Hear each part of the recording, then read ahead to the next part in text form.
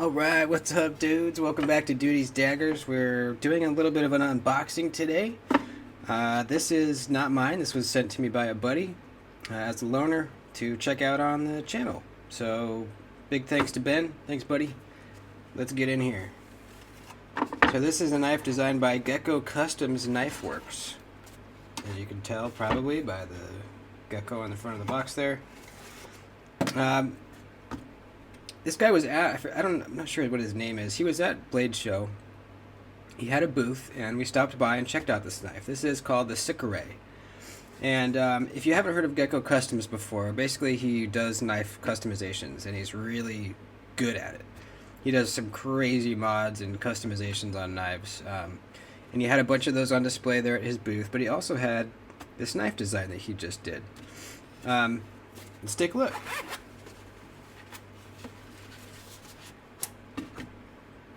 Here she is, the Sikorae. Here's the COA. Sikorae Toxic Moss Camo Carbon Magna Cut 62 to 63.5 HRC. Very good. Check this baby out. Nice big inlay. I like how that's shaped. Pretty perfectly set in there. And we got a small inlay on the lock side, even on over here too. Looks very nice. Just one means of deployment here. We got a hole for the flick. Ooh, yeah, look at this. Love that full flat grind. Love the finish on the blade too. Belt satin. Big old choke up spot. Feels really nice.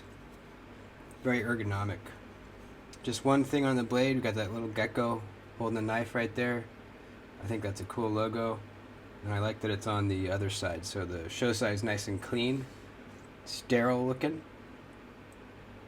So, full titanium frame lock, obviously. Titanium clip. I like that clip. Looks like it kind of flows with the knife pretty well. The lock bar relief cutouts on the inside, very, very good. Leaves it nice and smooth right here for going in and out of your pocket. Very good. Pocket clip has a hidden screw too. Looks like it's right in there on the inside. No milling on the inside, but you have the inlays, so that's taking away some weight.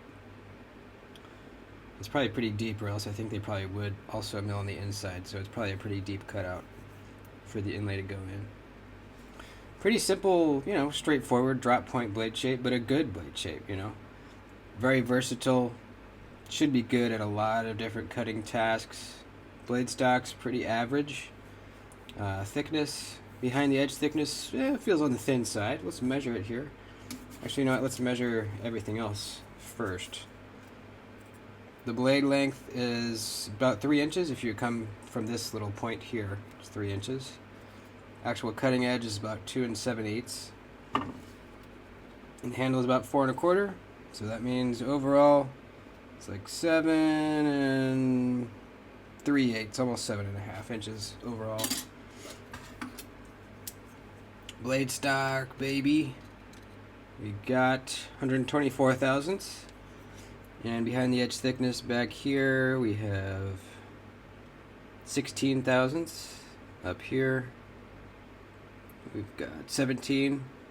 All the way at the tip, it goes up to 21 thousandths. Pretty good, man. I think that's perfectly acceptable. Measurement behind the edge, blade stock, all that good stuff. The titanium looks like it's got a nice stonewash over it too. Kind of light, but you do see it in a certain light. Let's do a couple quick size comparisons to give you an idea how big the knife is. Let's see. Let's grab. Always got to do the rat. Always. Let's grab an 80/20. Why not? Let's get a mini beluga.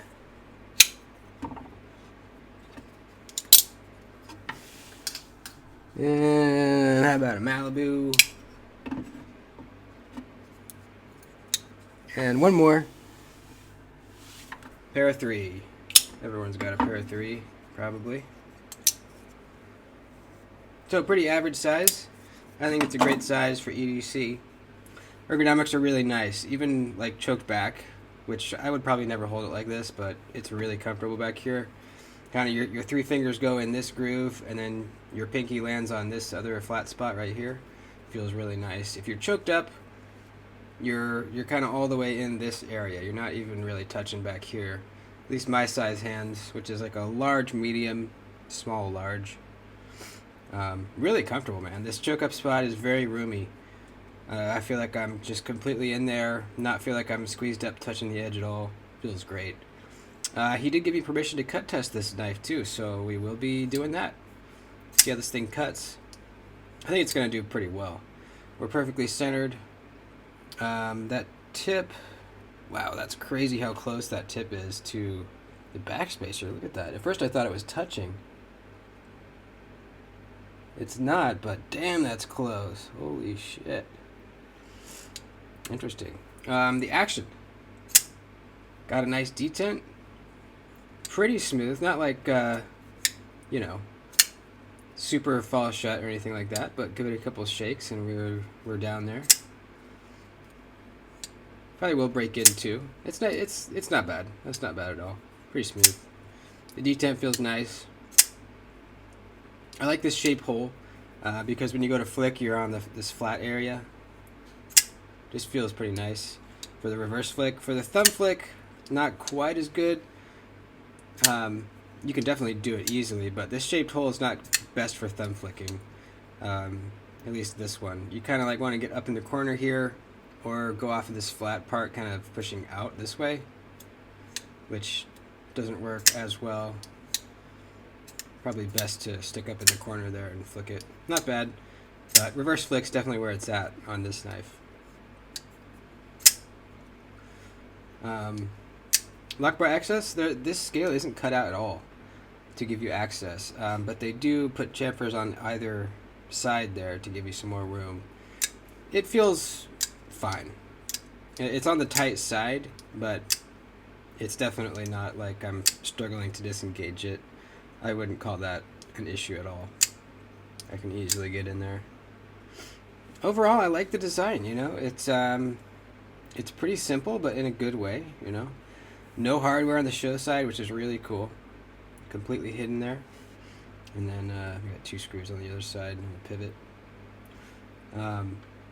This is a pretty expensive knife, and I think when, you know, we were at Blade Show, when we handled them, we saw the prices, everyone in our group agreed that it was a bit pricey for what it is. I won't tell you the exact price because I'm not sure what it is. I'll put a link to it down below so you can just click on that and go look. But I remember we were all thinking it was a little pricey. I can't remember who the OEM is. It'll say on the website when you go look at it. It was a little pricey. It was over $300. I know that. So you know, this is not made in the U.S. This is made overseas. Titanium frame lock, carbon fiber inlay, magna cut. Unless it's like Riot or something, and it's not. I know it's not. That just seemed a little steep. I don't know, but you know, it's a good knife. If you like the design, you know, if the design really speaks to you, then you know, maybe you're comfortable paying that price. I know I've paid more than I thought a knife was worth, just because I really love the design. I've done that before. I think everyone has. So if you're one of those people, then yeah, absolutely. We'll see how the cut test is. But if you know, it says the HRC is 62 to 63.5, so this should keep an edge really nicely, and it should cut really nicely too. So stay tuned for that. It'll be coming in the next couple days. I'm gonna get this one out fast because I gotta send it back to the owner pretty soon. So stay tuned for that cut test. That's about it. Thanks for watching, folks. Talk to you soon. Please like the video before you leave. I'd appreciate it. Later.